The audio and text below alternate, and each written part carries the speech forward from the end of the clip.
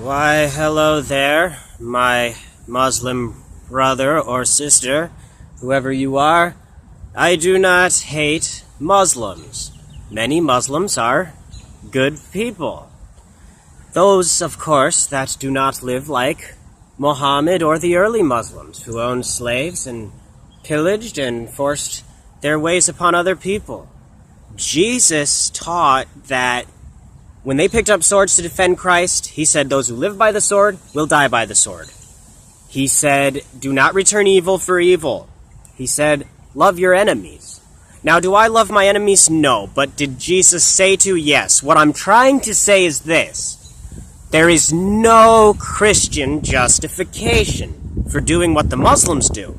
But the Muslims can easily justify doing what they did, because that's what Muhammad did. See, Christ lived a very humble life. He didn't have a bunch of sexual partners. He was chaste. He was not a slave owner. He did not destroy cities. He did not lead armies against people and attack. When they picked up swords to defend them, he said, put your swords away. Those who live by the sword will die by the sword. Jesus did not stone adulterers. Muhammad had them stoned. Muhammad had heads cut off. Muhammad had hands cut off. Many bad things, okay? He laid siege to cities, did many cruel things. Jesus and the apostles did not do that. Muhammad established governments, intolerant governments. That's why Saudi Arabia has a very intolerant government like Nazi Germany, very bigoted, very controlled what the people can do. The freedom of speech is very controlled. They're very cruel to people.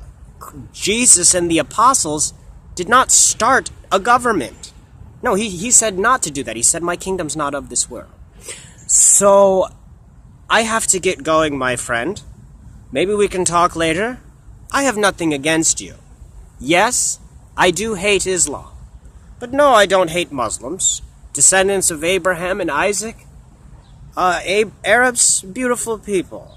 Semitic people. I think that's great.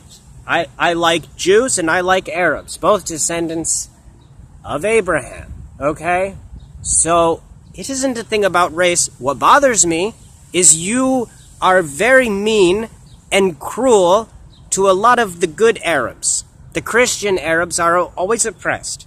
The Arabs that, in countries like Saudi Arabia, the Arabs that try to question the truth or speak against the truth, or blaspheme, or say our country's better off secular, they get thrown in prison or they get executed.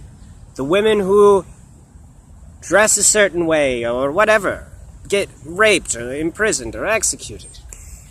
Someone accused of adultery might not even be guilty of it, gets stoned to death. Or somebody who is whatever, what if they steal and they get their hand cut off and they're innocent of stealing? They can't get their hand back, okay? A lot of people who have crimes are innocent.